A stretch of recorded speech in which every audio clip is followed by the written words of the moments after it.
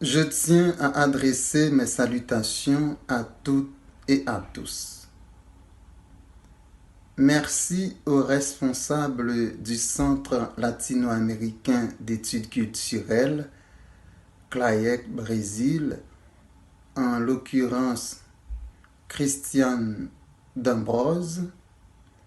Merci également au comité organisateur du deuxième congrès international Études en ligne sur les cultures pour l'importante invitation qui m'a été faite. Le thème de ma conférence est ainsi intitulé « De l'intégration pratique de la théologie du process dans le protestantisme latino-américain, le cas d'Haïti ». Je me permets de répéter le thème de l'intégration pratique de la théologie du process dans le protestantisme latino-américain, le cas d'Haïti. De quelle manière peut-on intégrer pratiquement la théologie du process dans le protestantisme latino-américain en considérant le cas d'Haïti? Autrement dit, peut-il y avoir une praxis théologique comme culture à suivre pour passer à la pragmatique de la théologie du process au sein de chaque société protestante en Amérique latine, spécialement en Haïti? Au prime abord, il est important de rappeler que le protestantisme remonte au XVIe siècle, à la suite, bien sûr, des 95 thèses affichées par le moine augustinien Martin Luther sur la porte de l'église du château de Wittenberg le dernier dimanche du mois d'octobre 1517. En conséquence, le terme protestant, nom qui a été donné au mouvement à la seconde diète impériale de Spire en 1529, désigne les fidèles des églises qui inscrivent leur vision du monde, leur mode de vie quotidienne dans les principes de ces branches de la chrétienté. Luther, qui en a eu assez de la manière dont il a été théologiquement éduqué dans le catholicisme romain, s'est peu à peu se dégager enfin de liens étouffants et s'est forgé une théologie personnelle, et laquelle théologie, centrée sur la réalité du sola scriptura, l'écriture, la Bible seule, et du solus Christus, Jésus-Christ seul, pour tout être humain croyant en elle, a été adoptée comme culture religieuse d'un nombre d'adeptes non chiffrables partout à travers le monde. La théologie du process, quant à elle, dérive de la philosophie du process. Cette mise au point étant faite, avant tout, il y a lieu de parler de la philosophie du process et de mettre en lumière ce qui caractérise la théologie du process pour enfin montrer le comment et le pourquoi intégrer la théologie du process au sein du protestantisme latino-américain et haïtien, on dirait même de préférence au sein du protestantisme haïtiano-latino-américain. Qu'est-ce que la philosophie du process? Je vais en faire un aperçu synthétique. Selon André Gounel, un théologien protestant français, la paternité de la philosophie du process est sans conteste attribuée au mathématicien et philosophe anglais Alfred Neff Whitehead. Il a vécu de 1861 à 1947. En 1929, il publie son chef-d'œuvre philosophique intitulé Process and Reality. En fait, la philosophie du process fait du mouvement et de la relation une seule et même manière d'être. En ce sens, pour cette philosophie, les sociétés humaines et les sociétés animales, de même que les objets, ne sont pas en mouvement et en relation, mais ils sont à la fois mouvement et relation. Whitehead refuse toute idée qui chosifie le monde, car il pense que le monde est un flot de mouvements qui se succèdent. Il pense que nous nous limitons quand nous chosifions le monde par nos langages, nos perceptions et nos conceptualisations. Le cosmos whiteheadien n'est rien d'autre qu'un tout organique. Il s'agit d'un univers dans lequel tout est dynamique, un univers comme totalité. Dans cette philosophie, Dieu est un Dieu du cosmos. C'est le Seigneur du royaume des possibilités. Toutefois, il n'est pas un Dieu qui décide lui-même de tout.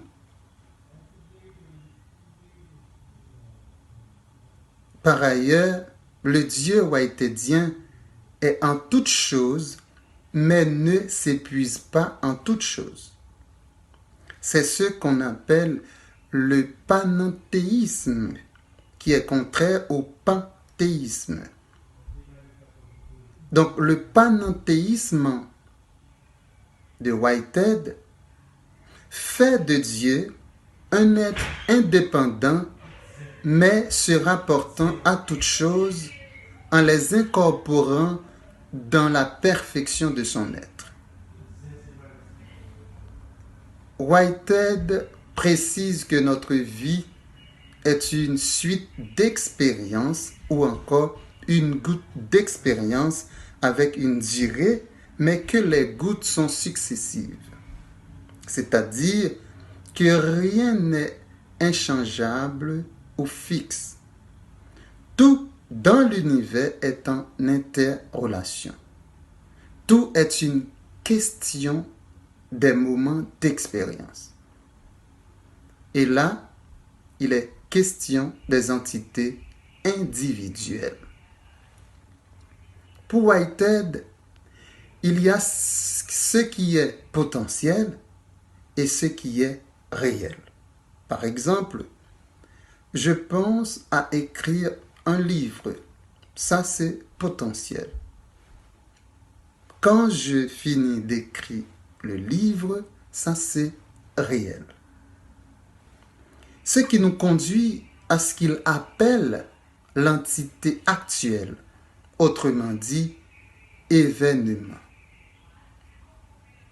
Dans la philosophie de Whitehead, il n'existe pas une séparation entre l'esprit et la matière, entre ce qui est vivant et ce qui ne l'est pas. Chaque expérience est une occasion et aucune expérience ne ressemble à une autre. La répétition n'existe pas dans le monde selon Whitehead. Bref, l'expérience et la réalité se confondent. La réalité, c'est le vécu, ce qui est réel. Gounel souligne à notre attention la pragmatique temporelle, les datas selon Whitehead de la philosophie du process. Tout d'abord, cette philosophie parle du passé. Donc, il y a ce qui vient du passé, il y a un héritage à considérer. Ensuite, il y a la décision à prendre au présent. Et enfin, il y a l'avenir, qui est ce projet qu'on a. Comme je disais tantôt, la théologie du process dérive de la philosophie du process. La théologie du process est un courant théologique qui a eu une certaine importance dans les pays anglo-saxons, surtout aux États-Unis. Par contre, il est assez ignoré en Europe continentale, en particulier dans les pays francophones. C'est un courant théologique qui se réclame de la pensée philosophique de Whitehead.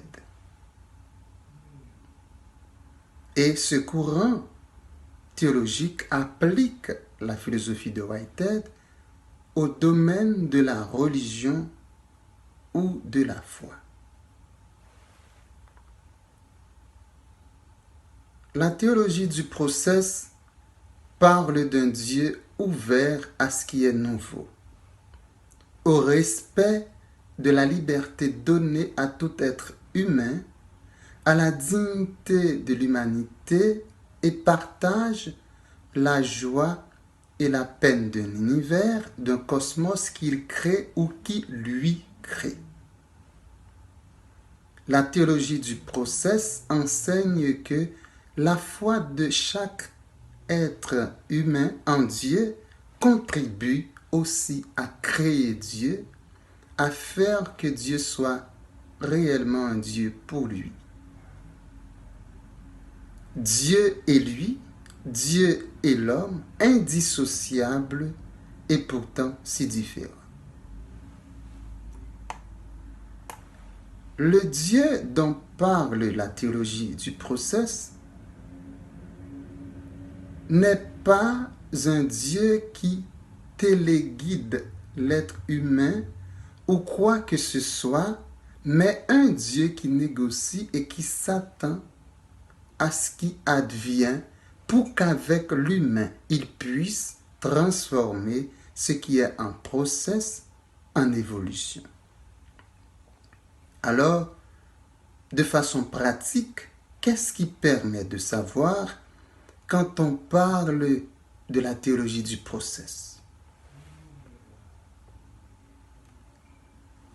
Pour répondre à cette question, nous utilisons les arguments donnés par André Gounel, qui présente quelques grandes caractéristiques de la théologie du process. Une des premières caractéristiques de la théologie du process, c'est qu'elle considère la théologie comme un travail de la pensée. La théologie du process est une théologie qui fait penser une foi suffisamment réfléchie pour une vision et une compréhension éclairée des doctrines bibliques. Cette théologie refuse l'idée d'un Deus ex machina, faisant de Dieu un tout-puissant. Car notre action dépend de la manière dont nous comprenons le monde. Elle n'a d'efficacité que lorsqu'une juste vision des choses la guide. Et de plus, les théologiens du process pensent que le christianisme contemporain souffre d'une carence intellectuelle qui le rend fragile, vulnérable, qui affaiblit son dynamisme, son process et son rayonnement. Une théologie qui réfléchit ne relève pas du luxe, mais d'une nécessité vitale. Une théologie qui réfléchit. Donc, le passage par la théorie est indispensable pour toute pratique. Il ne faut surtout pas l'économiser, nous dit André Gounel. Donc, il faut réfléchir à la situation, au contexte de chaque société humaine, par exemple, pour que la théologie réponde aux aspirations, aux besoins de compréhension des êtres humains. Et une deuxième caractéristique de la théologie du process, c'est la Bible et la théologie. La Bible contient la parole de Dieu et la parole des hommes. Tout ce qui s'y rapporte ne vient pas de Dieu et ne mérite pas pour autant un rejet. Les auteurs bibliques ne mettent pas de côté leurs éléments socio-culturels pour présenter un aspect d'un Dieu créateur. Maintenant que l'on sait ce qu'est la philosophie du process et la théologie du process, comment peut-on pratiquement intégrer la théologie du process dans le protestantisme latino-américain en prenant Haïti comme étude de cas? Rappelons que de 1820 à 1930 et jusqu'à aujourd'hui, l'Amérique latine est devenue le théâtre du pluralisme protestant.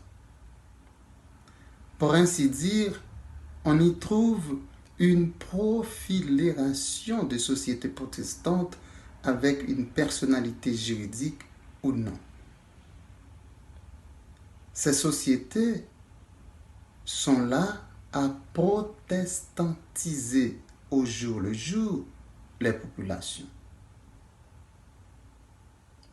Il y a le baptisme, l'adventisme, l'armée du salut, l'armée céleste, les méthodistes, le presbytérianisme, les mennonites, les luthériens, les évangéliques et le pentecôtisme, considérés comme ayant beaucoup plus d'adeptes, sont établis par la venue des Européens en premier et les Nord-Américains,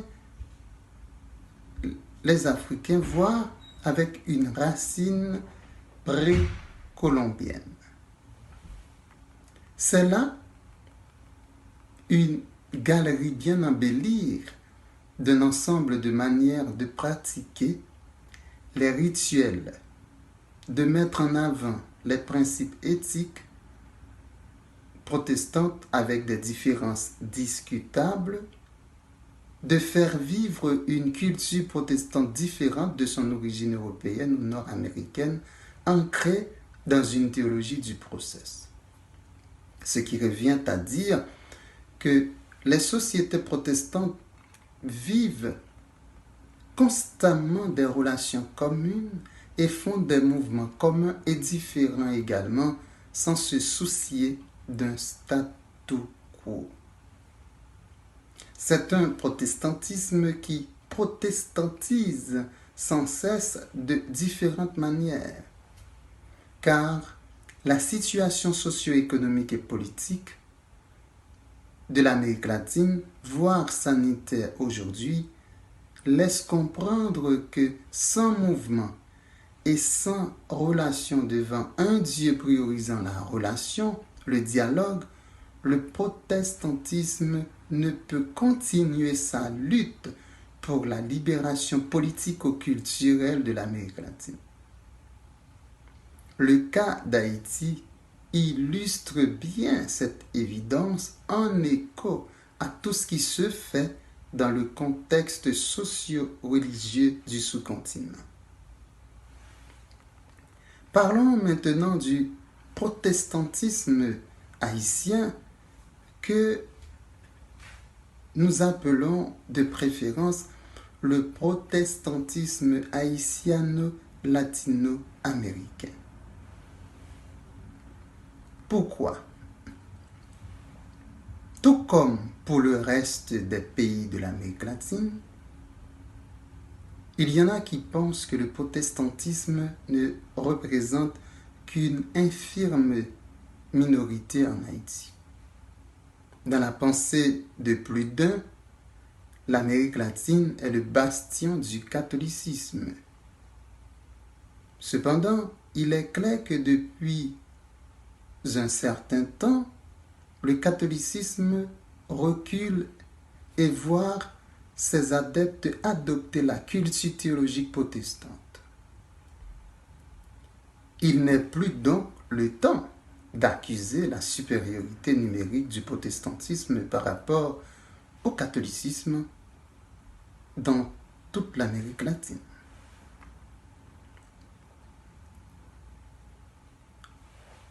De façon historique, les Européens sont les premiers protestants à fouler le sol haïtien. Ensuite sont arrivés des Anglais et des Américains. Il est rapporté que Levasseur, un corsaire huguenot au XVIIe siècle, a été sur l'île de la Tortue en 1661. C'est un protestant français.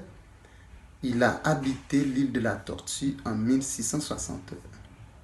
On retrouve aussi César de Roberfort en Haïti de 1604 à 1683.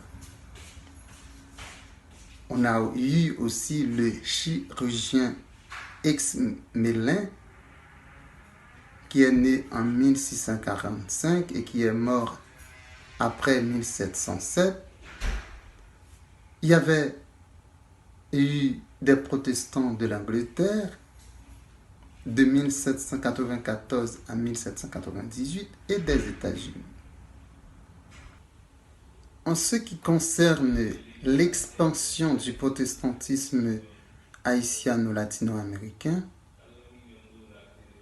il faut dire que de même que dans l'ensemble du sous-continent, minoritaire lors de son implantation en Haïti, le protestantisme haïtiano-latino-américain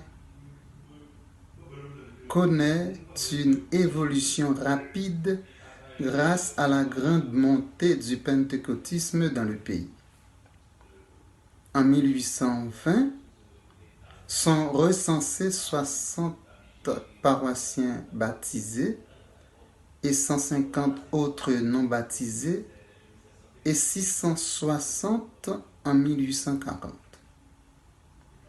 En 1930, les protestants représentent 1,5% des Haïtiens sur une population de 2 485 000 habitants. En 1997, pour 4 329 991 habitants, les protestants sont à 20%. En 2001, dans une conférence tenue à l'Université chrétienne du Nord d'Haïti, il a été annoncé que les protestants représentent 51% d'une population haïtienne de près de 7 92 948 habitants. Pour le président de la Fédération protestante d'Haïti, à l'époque, Sylvain Exantus, lors d'une importante rencontre entre les différentes sociétés protestantes haïtiennes à Torbec, dans la ville d'Ekaï, au sud d'Haïti, rencontre à laquelle nous avons participé, nous avons représenté la Convention baptiste d'Haïti, on a annoncé que 55% des gens dans la population haïtienne sont fidèles des églises du protestantisme haïtiano-latino-américain. Alors, les protestants haïtiano-latino-américains en Haïti possèdent plusieurs associations. Il y a l'Union baptiste d'Haïti, qui est née depuis 1939, la Convention baptiste d'Haïti 1964, la Convention baptiste d'Haïti, par exemple, est le résultat des œuvres individuelles des chrétiens venus de l'étranger, surtout de l'Europe et de l'Amérique du Nord, au cours de la première moitié du 19e siècle jusqu'au 20e siècle. Il y a aussi le Concile des Églises évangéliques d'Haïti, né en 1996, qui regroupe au début les églises de référence fondamentalistes et piétistes. Il existe aussi le Conseil écuménique de recherche. Il y a aussi la Commission haïtienne des églises, la Commission médicale chrétienne d'Haïti, le groupe biblique des écoliers universitaires, la Fédération nationale des femmes d'Orca protestants, le Conseil national des églises et des missions indépendantes depuis 1979. Par contre, la Fédération protestante d'Haïti, fondée le 1er mai 1986, est l'organe représentatif des protestants haïtiano-latino-américains en Haïti. Il existe également la Fédération des écoles protestantes, le Conseil protestant de l'enseignement supérieur, créé en septembre 1997, le Fonds haïtien pour le développement de l'enseignement supérieur, l'Association nationale pour l'évangélisation d'Haïti, le Consortium du troisième millénaire et enfin le parti politique Mocrena, qui est un parti politique protestant haïtien. Malgré toutes ces institutions, le protestantisme haïtiano-latino-américain a encore une multitude de pas à faire dans la vie haïtienne et dans sa manière d'influencer le reste de l'Amérique latine. Comme bon nombre de pays du sous-continent et surtout après le séisme du 12 janvier 2010, après les ouragans, à en croire Cassius, Jules, théologien protestant haïtien, en ce pays de l'Amérique latine, en l'occurrence Haïti, a déclenché toute une série de crises émotionnelles, mentales, psychologiques, spirituelles, économiques, éducationnelles, politiques et sociales qui exigent des survivants une rééducation psychologique, mentale et spirituelle, théologico-culturelle protestante avant de revenir à leur état normal et de pouvoir participer valablement dans la reconstruction définitive du pays et de contribuer à faire avancer l'Amérique latine. Je vais donner maintenant quelques éléments de réflexion pour l'intégration pratique de la théologie du process dans le protestantisme haïtiano-latino-américain. Les clés des recettes qui permettraient au protestantisme latino-américain et au protestantisme haïtiano-latino-américain à apporter leur quote-part dans tout le sous-continent se trouvent dans une culture théologique du process. Dans le cas d'Haïti particulièrement, la bonne gestion de la res publica de chaque pays de l'Amérique latine semble dépendre aujourd'hui de ce que représente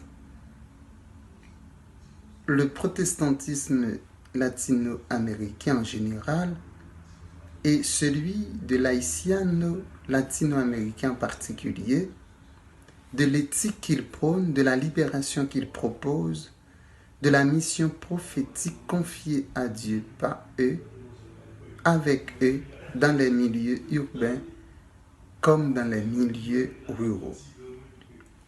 Alors, quelles sont les clés de ces recettes à proposer et qui sont tirées de la théologie du process? Une des premières façons d'intégrer pratiquement la théologie du process dans le protestantisme haïtiano-latino-américain est qu'il faut repenser l'omnipotence de Dieu.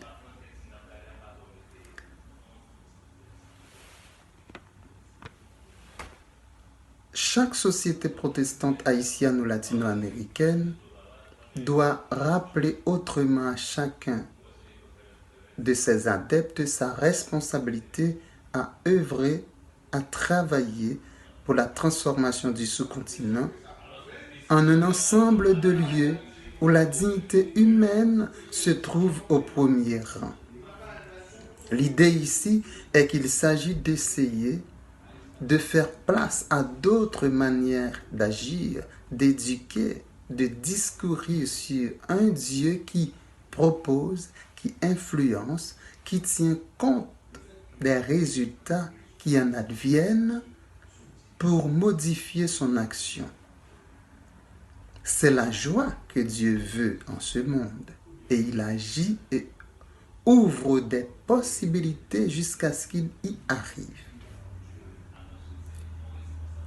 Il ne faut laisser aucun s'apitoyer sur son sort et en attendant que Dieu lui délivrera sans effort personnel. Ou encore, il faut décourager tout être humain dans le type de protestantisme en question qui veut se laisser l'autre faire à sa place ce qu'il est capable de faire lui-même pour son évolution, pour son process et pour le process de sa communauté. En ce sens, le Dieu Providence, ce qu'on a cru dans le passé, doit devenir le Dieu créateur des pas nouveaux à faire, des décisions nouvelles à prendre avec lui pour contrecarrer toute forme d'instabilité et d'insécurité dans toute l'Amérique latine. Dieu est le dynamisme qui est en chacun, qui invite chacun à agir sans attendre même le moment opportun. Ainsi, par les actions posées, à l'instar de Martin Luther King, le protestantisme haïtiano-latino-américain constatera des transformations, des process de vie dont leur élan vient de Dieu. Et au jour le jour, une action sensée doit être une réalité qui amène vers un nouvel horizon. Car, comme nous le rappelle Maryse, une théologienne de la théologie du process, nous avons la responsabilité et la capacité de choisir notre avenir et notre voie. Face à toutes les erreurs de parcours, les obstacles et les défis de notre existence, Dieu nous donne le courage et la force nécessaires. Une deuxième façon d'intégrer la théologie du process dans le protestantisme haïtiano-latino-américain est le fait d'agir ensemble dans un même ephata.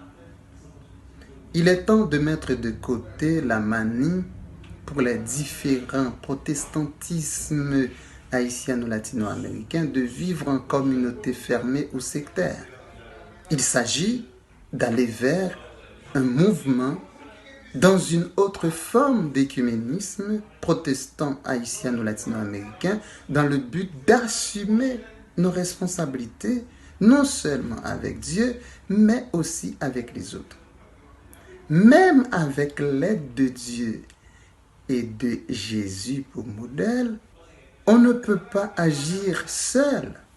On doit vivre en communauté avec ses voisins, ses collègues, ses amis et les étrangers dans l'Église et en dehors de l'Église.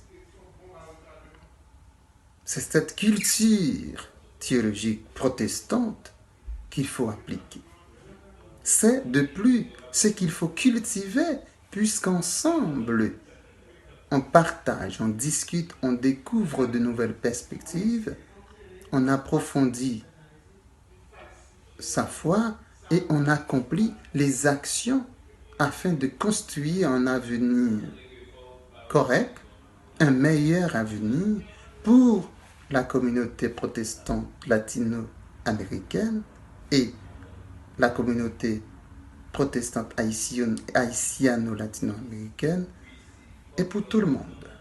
En conséquence, un ephata ou encore un ouvre-toi à l'autre, à la pensée doctrinale de l'autre, à ce rappel que l'on est sur le même chemin que l'autre et que l'aventure de l'autre dans son process n'est pas opposée à la sienne, cela doit être le socle commun des entités protestantes haïtiennes ou latino-américaines. Il y a lieu, pour ainsi dire, de mettre en pratique la théologie du process. C'est une théologie de la relation avec l'ensemble du monde, tout en offrant une participation qui libère de tout ce qui oppresse. De ce fait, pour chacun, il s'agit bien d'une aventure. Partir avec ce qui est notre bagage spirituel pour ouvrir et s'ouvrir à la rencontre de l'autre et de Dieu. Pour les différences doctrinales, en cherchant ce qui est essentiel, chaque doctrine va devenir elle-même un processus. Chaque mais évoqué ouvrira la possibilité que ma compréhension de Dieu, mon discours, tout ça va changer en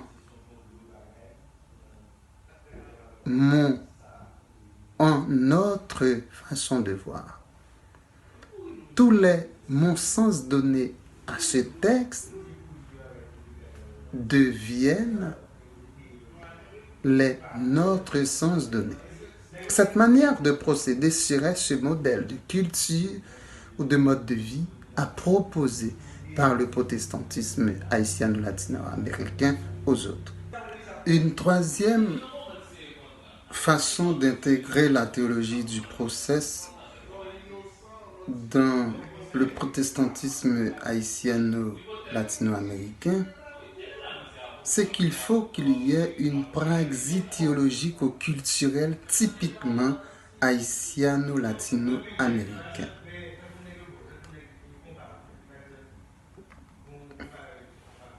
La théologie, rappelons-le, dans le sens étymologique grec, théos Dieu, logos étude, parole, discours, dialogue, renvoie à cette parole, à ce discours sur Dieu et à ce dialogue avec Dieu selon le vécu de chaque culture et suivant la vision du monde de chaque société.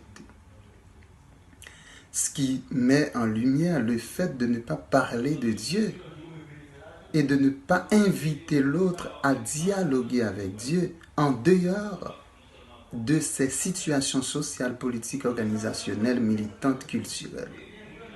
Il s'agit de mettre de côté l'idée d'universaliser la théologie car il y a un risque de domination énorme sur la pensée théologique de l'autre.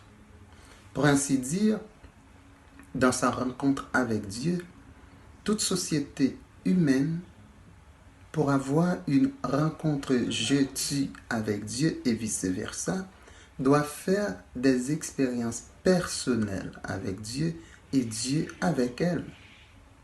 Par ailleurs, une théologie est une manière de penser et de comprendre Dieu, autant que faire se peut, bien entendu, car il nous dépasse et nous échappe, au moins en partie.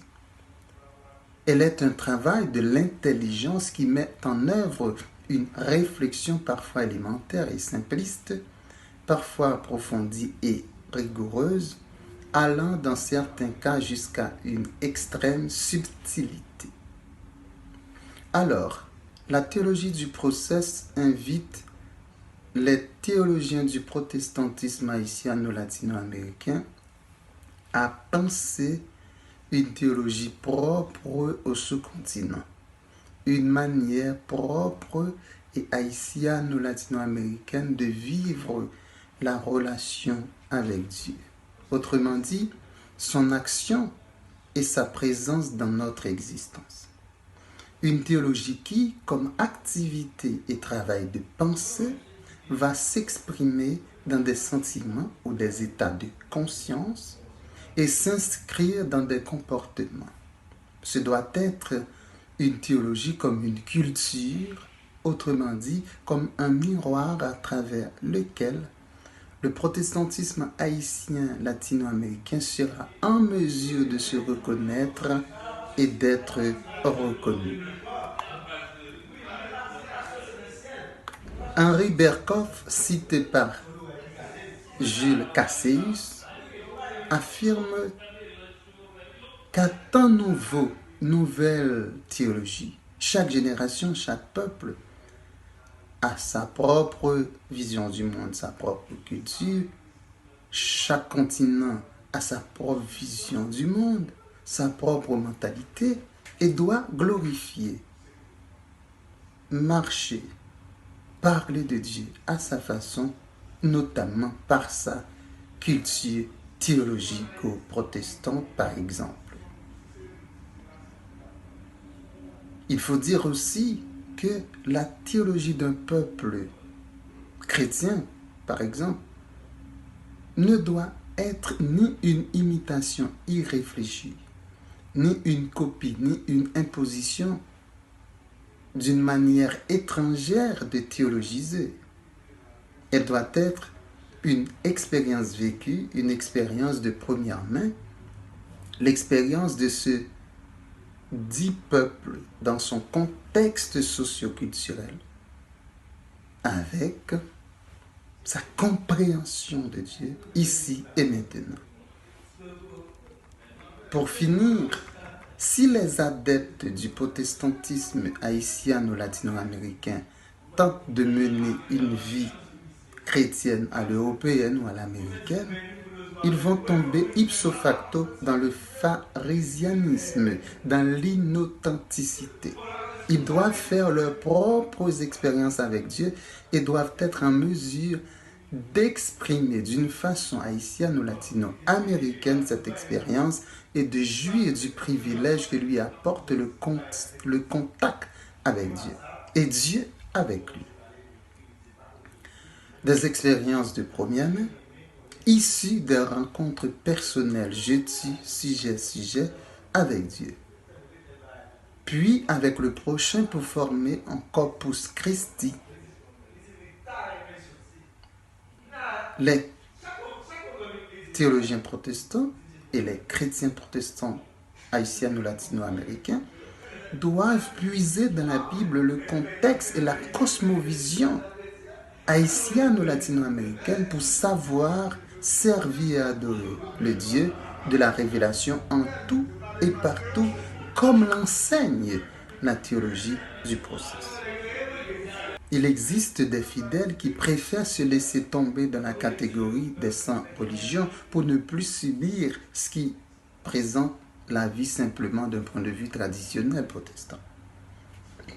Or, comme le souligne la théologie du processus, Dieu n'intervient pas dans nos décisions. Il respecte le choix de chacun de faire des expériences. Toutes les expériences ont leur importance aux yeux de Dieu qui ne juge pas. Il invite toutefois à faire ce qui est utile, ce qui est nécessaire. La liberté de faire ce qui se fait plaisir réside bien dans l'utilité de ce qu'on fait. Par contre, chaque choix met un process en évolution. Chaque choix fait avancer dans un sens ou dans un autre.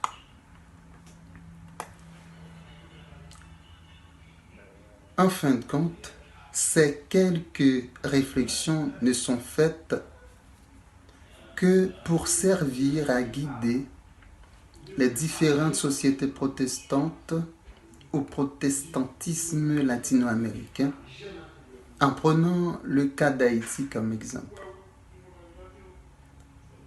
Implanté par les Européens et les Nord-Américains dans le sous-continent, le protestantisme latino-américain dans le paysage religieux haïtien est devenu la culture ou encore la vision du monde, la manière de penser et de vivre d'un grand nombre d'êtres humains. Cependant, la théologie du process invite le protestantisme haïtien ou latino-américain à revoir son discours sur Dieu, sa compréhension de l'omnipotence de Dieu, la manière dont il propose à ses adeptes de prendre leurs responsabilités vis-à-vis de leur destin.